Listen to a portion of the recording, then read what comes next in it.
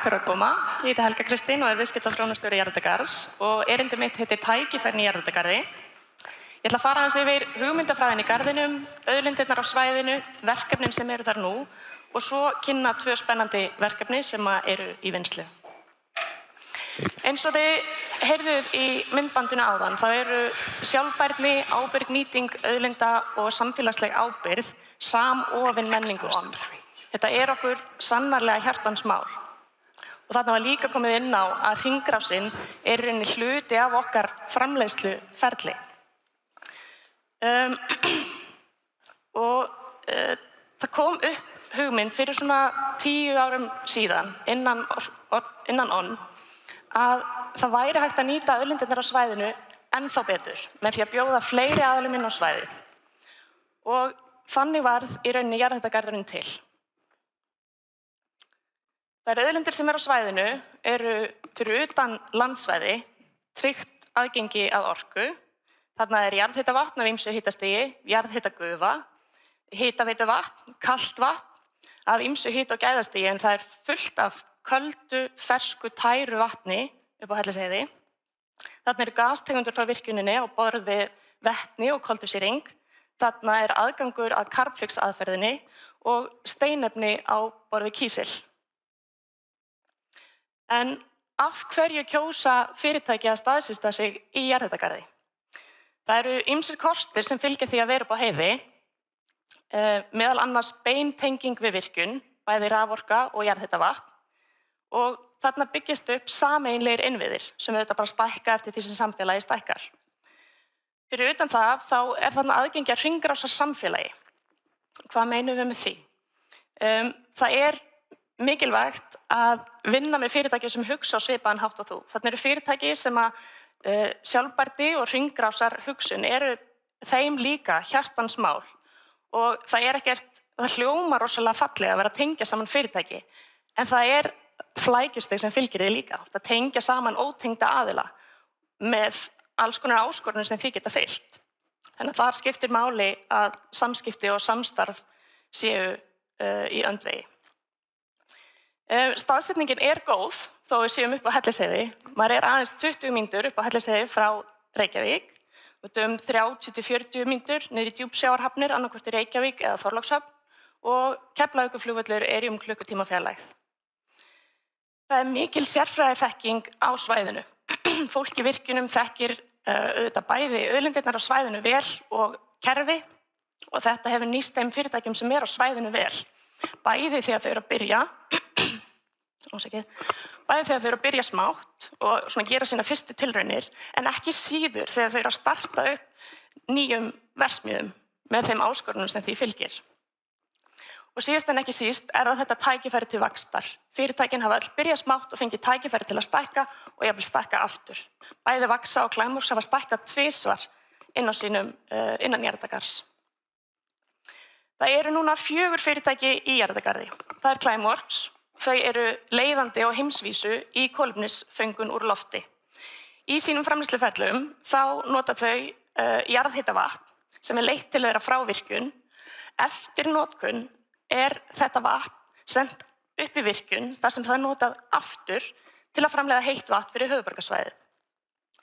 Koltvísýringurinn sem þau hafa fangað blandaður við vatn áður honum dælt niður í jörðina í samstarfi við Carbfix þar sem hann steingerist. En í stað þess að taka þetta vatn upp úr bara auðlind frá grunni, þá þetta í rauninni umfram vatn af kæliturnum orkunáttúrunnar. Þannig þetta svolítið svona hugsunin sem á bak við Jarðhitagarð, að reyna að margnýta þessa auðlindastrauma sem á svæðinu.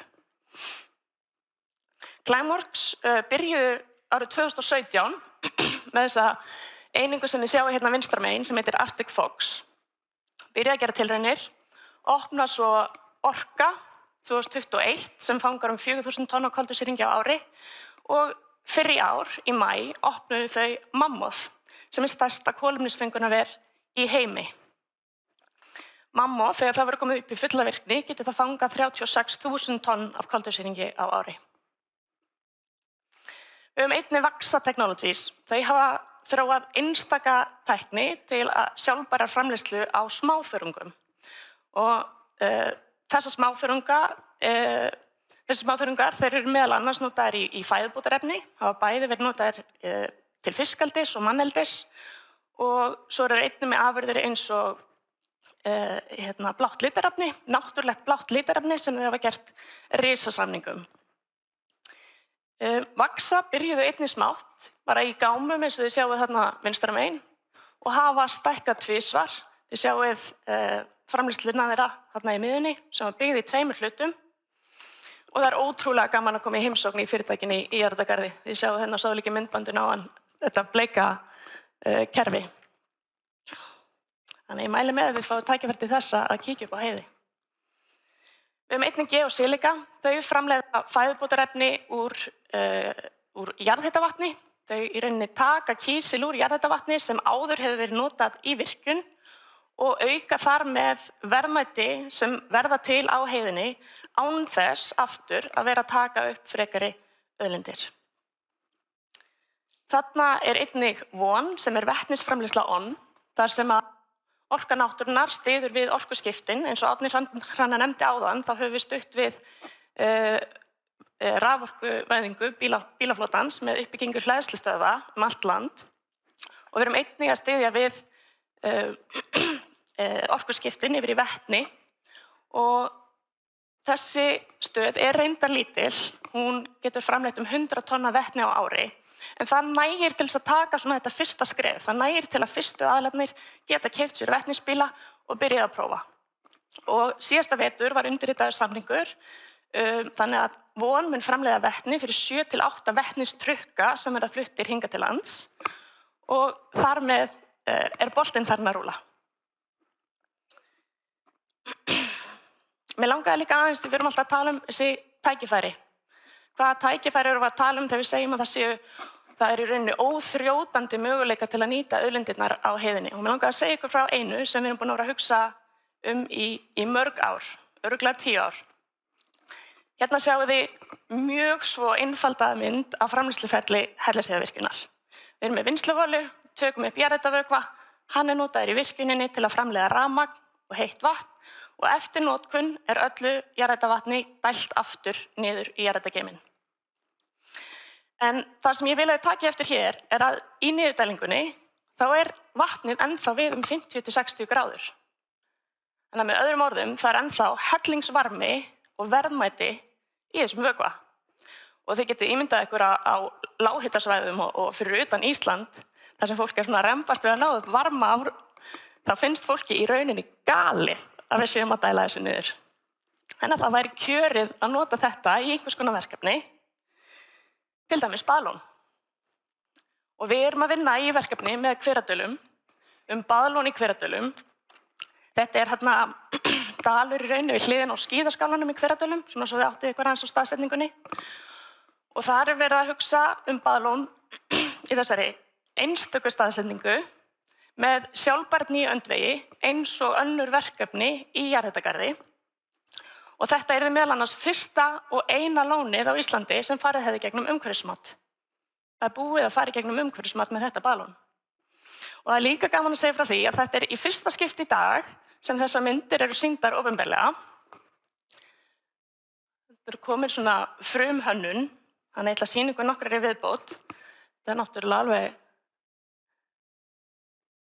æðislegt og ég hlakka til og vonast til þess að geta baða mig þarna einhvern tímann. Og báðir aðilar er að vinna í þessu verkefni hörðum höndum og vonast til þess að þetta verða veruleika. Annað verkefni sem við erum að vinna í er nýsköpunarkjarni ON. Hann er ekki kominn á hönnunarstig eins og þið sjáið, en ChatGPT aðstoðaði mig aðeins við svona að reyna að teikna þetta upp. En eftir, við erum búin að taka vinnustofur með frumkvöðlum og aðilum úr háskólanum og hugmyndin er sem sagt að vera með svona aðstöðu til tilrauna í gámum. Það var áður, fyrirtækin í jarðhitagarði uxu öll upp af sprotum eins og komið hefur fram.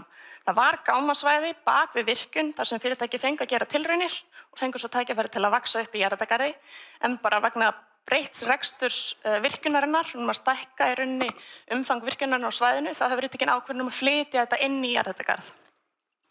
Og aðstaðan verður þá bara ennþá betri.